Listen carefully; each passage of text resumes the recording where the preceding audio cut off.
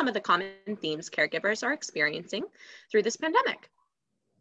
We will spend 20 to 30 minutes discussing how to manage 60,000 thoughts a day.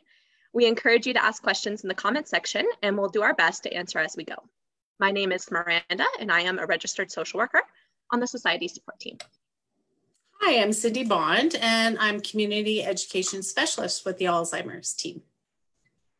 Thanks for joining us today. We're live today. We haven't been live for 2 weeks because we had a life. Oh my goodness. Miranda, you had a long weekend and yeah, it was nice, but I'm happy to be back live, and that way hopefully we can answer some questions as we go. Hopefully, yeah. So today we're talking about how to manage 60,000 thoughts. Let's talk about how we came up with this a little bit, so a little bit of background. So we know, well, I guess hot topics, right? We want relevant topics to our viewers, and self-care is definitely a hot topic. I think it's always a hot topic though, and it's so overdone, right? Yeah. Well, I think when you overuse a word, it loses some of its meaning, right? So that's why we went with this catchy title, Managing 60,000 Thoughts a Day, rather than self-care, because we're hoping to take a little bit of a different approach to it. Exactly. So we kind of drilled down to what happens to the average person, not just caregivers, but what's common for everyone in terms of what leads us to potentially caregiver burnout. So I kind of worked in reverse. I looked at caregiver burnout because we know those stats are probably very, very high right now. At least that's what we're hearing. It's going to be interesting to get those stats. Yeah. A little while, but so one of the catalysts to caregiver burnout, and there's many, is all the thoughts that are rattling around in our brain every day.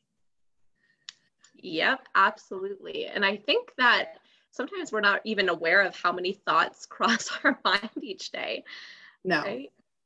It's so much so Miranda had, when I was looking at the research, I went, okay, like, let's not exaggerate. 60,000 thoughts is a little crazy, but honestly, most of the research that I found, actually, it's cited study after study after study, 12,000 to 60,000. So, and we chose 60,000, not for the wow factor, but because that's probably where caregivers are.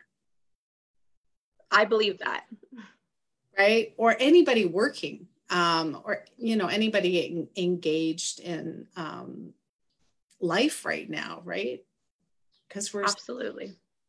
COVID's still on the radar, and we're reminded of that every once in a while. So yeah, well, and I think, you know, when we were speaking about this topic, we talked about how a lot of those thoughts are actually negative thoughts. And I think that's particularly true during COVID, right? There's a lot of stress, anxiety, a lot of unknowns, which can cause a real cycle of negative thought. Yes, exactly. So even or including working caregivers, right? The economy is on the news every day. And my recommendation around that is watch the news once a day still. But I want to just cite some statistics for a second. Absolutely. So the average person, again, 12,000 to 60,000 thoughts a day. And one of the experts that's fairly well known by some is the esteemed neuroscientist and philosopher, Dr. Deepak Chopra. So he was one of the researchers as well that looked into all these thoughts, again, that are going on for us. So they found, and again, there was some consistency in the research, which really blew my mind and still does. 80% of our thoughts are negative. Like you had said, many of those thoughts. So 80%. How crazy is that? I was thinking, okay, yeah, I got to go grocery shopping. I got to, take the dog to the vet, or, those kind of things. But those aren't negative things. Those are things I have to do. Right. I thought that was crazy. So again, I looked at a lot of different research and it came back to the same thing, 80%. So 80% are negative. 95% of those thoughts are repetitive. That's what I found most interesting, that there are those repetitive thoughts throughout the day. And when I really sat down and thought about it, there's a lot of truth to that, at least in my mind, right? So I would love to talk about that a little bit, about how do we manage those thoughts, especially when 80% of them are negative and 95% of them are repetitive. You're right. It's not just, I have to get dressed, what am I going to eat? Those types of thoughts, it's a lot bigger than that. Yes. And starts really when you wake up in the morning to the moment that you actually fall asleep.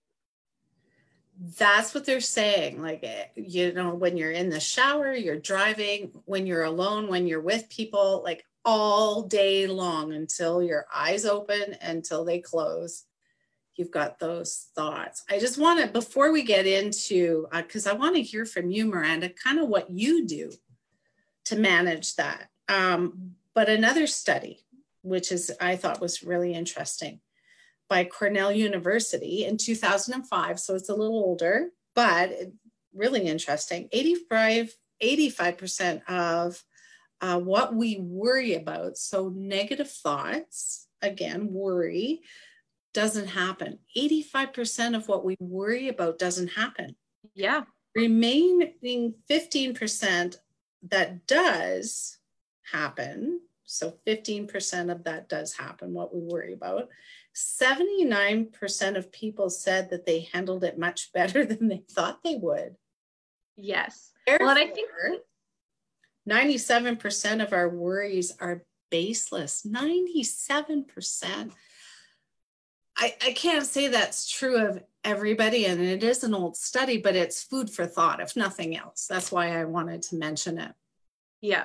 Well, I know for myself, my friends, and people that I've talked to, that's what tends to happen when you're stuck inside your mind. You build up all these scenarios, and oftentimes they're the negative, worst case scenarios that, you're right, don't often come true, or come true in a different way that we're better able to manage than we thought we were. And I think, and I'm hopeful now that we've done the isolation thing, and there's lots of talk about what's going to happen in the fall, and nobody really knows. We don't have a crystal ball, but for people that are worried about that, I think it's really important to note that we've already done it. We've done it. We've come out the other side, right? So we have some skills and some coping mechanisms already in place. That's just it. Hopefully we've learned from it and are a little bit better prepared for if there is a second wave. Yes. Yeah, absolutely. So now shifting focus, Miranda, what do you do for self-care? And it could be overall self-care, or just managing some of those thoughts when they're negative. What do you do? Yeah, well, there's tons of things that I do, just depends on the situation. I would say the number one thing that I try to do is to use my faith, which usually consists of a lot of prayer or reading the Bible. I find it gives me a lot of peace, kind of cast my anxieties off of myself. It also gets me out of my head, right? Especially if I choose to pray speaking out loud, it's putting those words into verbal. And that can really help get me out of my headspace. Yeah. What about yourself? I think when I'm feeling a little overwhelmed about the negativity and things like that. I know during COVID, there were mornings. I don't typically suffer from anxiety, but I think there were mornings or days where, yeah, that worry and that rattling in the brain, like just shut it off for a little while. So music and walking. Oh, yeah. That, I think those are great strategies. I think music is a great way to kind of shut off those thoughts, right? Maybe you're singing along or dancing, getting your endorphins running, and getting outside in that fresh air, have that sunlight on you, can make a real difference.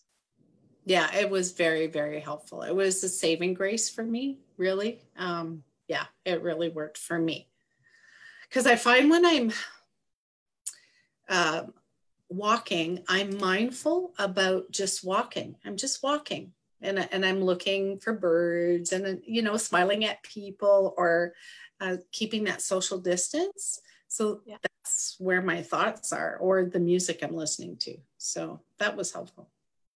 But I love the idea of prayer. We don't talk about that, right? Not a lot anyway. So I love that. That's awesome. Yeah, well, spiritual well-being is important to a lot of people, if not everyone, just in different ways. So definitely using your faith or your spirituality in a positive way can be a really great way to help manage those thoughts. For sure. I think being outside is spiritual for me. Just being absolutely. Okay? Yeah. So what other things do you think would be helpful? I guess just a place to start, or things to consider doing for viewers, or just to think about. Yeah, just some time maybe with meditation and really taking time to acknowledge your thought process, right? Maybe you're watching this and you're thinking, there's no way I have 60,000 thoughts a day, right? Or no, my thoughts aren't negative. And I hope that's true.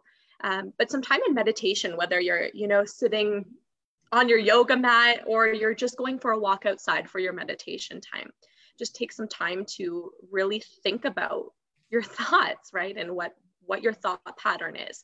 How do you talk to yourself? What are your thoughts consisting of? How do you move through those thoughts, right? Are you asking yourselves all the possible what ifs? Yeah. How do you play those through? So that would be my first suggestion, is to really be able to acknowledge your thought process. Yes. And I think you're right. Meditation allows you to be quiet. So you don't have, I like that. It's just being quiet, whether you call it meditation or not. And then you realize, oh my goodness, stop it. All these voices are in my head, and you go, okay, maybe Miranda and Cindy are right, 20,000 or 12,000 or to 60. But I like that, just quiet, like you say, and then recognizing what you're thinking. I love that. Yeah, very helpful. Well, and you had mentioned something that I'd like to point out as a really great strategy as well, is that verbal stop, right? That's something that I find myself doing, particularly at night if I'm being kept up by my thoughts. I quite literally tell myself, Miranda, stop. You can think about this tomorrow, right? And sometimes it works, sometimes it doesn't. But it's a verbal cue, right, to yourself. Yes. How you're spending time. Yes.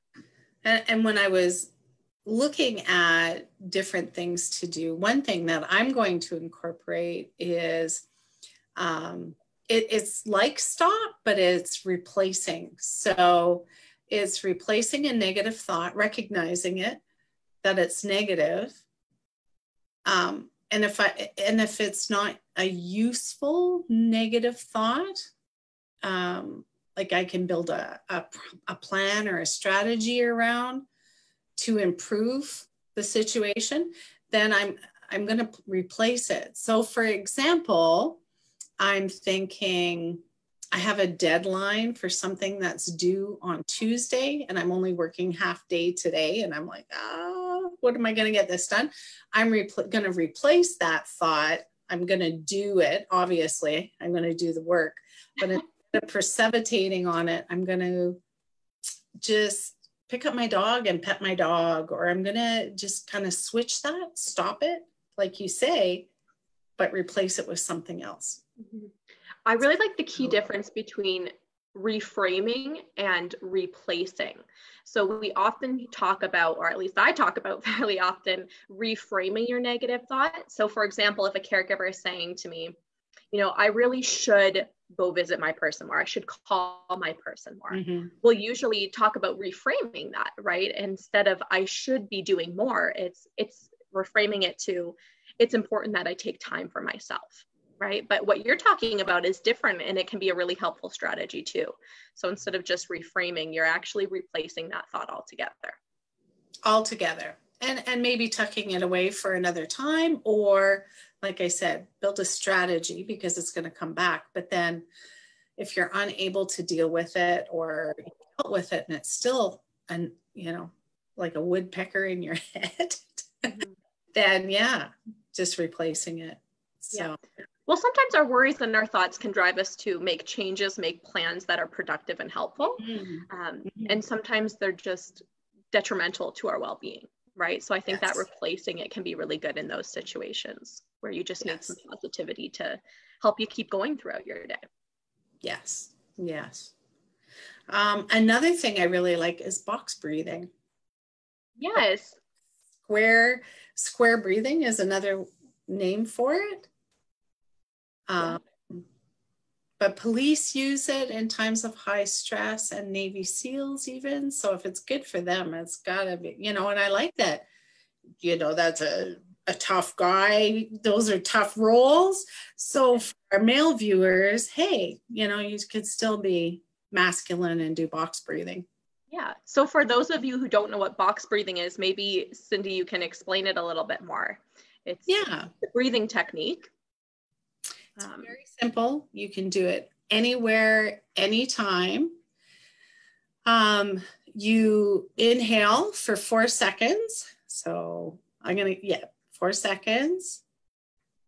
Exhale hold it for 4 seconds.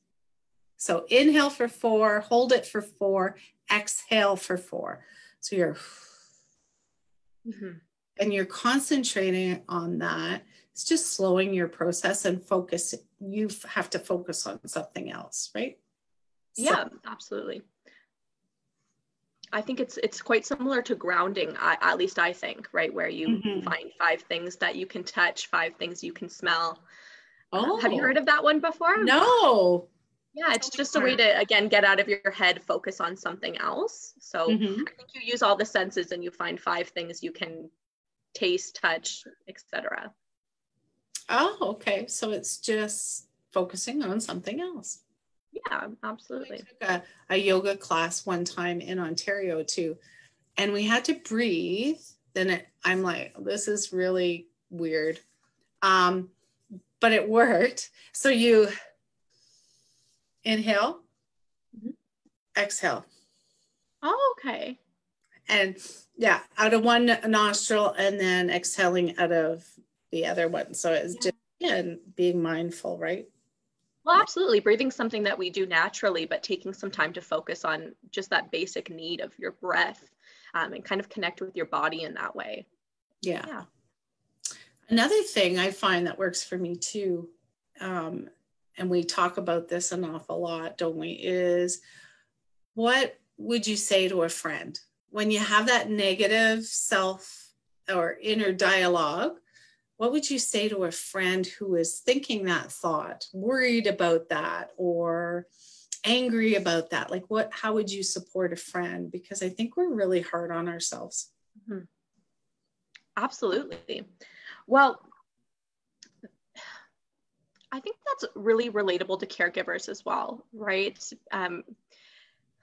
Caregivers sometimes face a lot of negativity from friends or family members of what their expectations might be for them. And what their expectations of themselves might be. So it's thinking when you're having that negative thought, I should have, I could have, I would have, if only, right? It's what would I say to my friend if they were doing all of the things that I was doing? Would I focus on, those few negatives where maybe I could show improvement, or would I focus on the positive things that they're doing and provide that encouragement and validation to them. Right. Yeah. And it's, you know, one of the things too for self-care is doing things that you love, or being in an environment that you love, or being with people you love. And I think choosing your friends is really important, and how you maintain those relationships, because some friendships can be toxic. Absolutely. Right. Well, and some friendships don't provide the support that you might need, right? Especially as your life's changing, maybe don't understand what you're going through in terms of your spouse or friend or parent's dementia journey, right? So certainly there's toxic people in our lives that it's maybe better just to cut ties with, but also forming new friendships, right? Maybe using your friends who don't understand to get a break from dementia, but forming new friendships with people who understand and can provide suggestions and support in a more positive way. Yeah, I agree. And I think, that being said, if you are a caregiver to somebody who has a diagnosis of dementia, you need lots of friends because you'll burn out one. If that's your only source or outlet, you need lots of friends, and supportive and encouraging, and people that lift you up and make you feel good about who you are and what you're doing is so important. Yeah, absolutely. Well, and you know, that makes me think of those friends that say, yeah, but, right? There's always someone who, instead of offering you suggestions or building you up, they say, yeah, but what about this? And I like to really encourage people to stay away from that phrase, because when you say yes, but to somebody, you're not validating their feelings, right? You're not acknowledging what they've said, besides saying, yeah, but. So that's something that is really hard to hear. It's also something that we say to ourselves, right? Maybe we're trying to talk positively to ourselves, like we would to a friend, and we find ourselves saying, yeah, but maybe I'm not good enough for that, right? Maybe whatever it might be. So instead of saying yes, but, a really great way to change that is yes, and, right? So you can still add to that thought without invalidating your thought or your feeling. Does that make sense? I don't know if I described that. No, I really like that, because you're right. Yes, but is very dismissive, isn't it? Absolutely. So if I was to say to you, Miranda, I'm so worried about losing my job, just as an example, using this technique, what would you say to me? Well, instead of saying, yeah, but aren't you lucky you have a job, right? That would be dismissive. Very. Right? It might be yes, and. So, and there's a number of things that you could say, right? Right. Yes, and, you know, maybe you're going to start looking for another job, right? So instead of just dismissing your feelings, it's yes, and. Acknowledgement and a suggestion and improvement, whatever else you need to add to it. Yeah, I like that. It opens the door. The but closes it and the and opens it. I like that. It's very positive. It's much more positive. I catch myself doing that as well. Yeah. Yeah, my husband, actually, we just had a conversation this morning, and he said, have you considered doing this? You know, a work suggestion. And I'm like, yeah, but it's COVID time. Like, that's not going to work. And I could see he kind of wilted a little. And I went, oh, I just did it. Right. So yes, you're right. And I'm going to look into that, which, to be fair, COVID or not, life goes on. Right. So yeah, I love that. That's a really great example. So gratitude. I'm sorry? Gratitude. I know there's talk about focusing on the positive. So, and do you do that when you pray? Praying, that's what I think, gratitude, right? You thank you, because I can remember going to Sunday school and, thank you for. Yeah, absolutely. Thank you for those kind of things. So. Absolutely. Even an interesting thing that I do, maybe others do it as well, is actually thank for the trials, right? Thank you for the opportunity to grow. Thank you for the opportunity to deepen my relationship with you through depending on you through this time. So it is a different way of thinking about things, right? Really giving positive to maybe a more negative situation. But yeah, gratitude. It's I love that this COVID has tested our resolve and made us stronger. And it's a different reframing, isn't it? Yeah it's reframing and sometimes replacing, right? Sometimes replacing all the negative things that I could say, how could this possibly happen, and instead saying thanks for all the great things that did. Yeah, great. Well, I know we're almost at time already. We could go on for days, but we've just got a few minutes left here. Just as an end note, I'd encourage everyone, find something that you love, right? Do the things that you love, go to the places you love. Changing your environment can really help get out of your head, just like we talked about with the walk. We're really fortunate here in Calgary, and even all of Alberta, where we have the mountains we can go to with some ease anyway, some of us, or maybe a beautiful park within the city, just a place that you love. Get out of your head and get out of your four walls, both in here and in here. Yes. Change that environment. And good advice. So thank you for watching. Or do we have any questions? No, just some really great comments. There's some nice comments. I'd encourage everyone to read in the comments. And excellent. Well, thank you for watching. Next week's topic is long distance caregiving. So stay tuned for that, or join us next Friday at 10 o'clock. Call to speak to a social worker if need be at 403-290-0110, or send an email to info@alzheimercalgary.ca.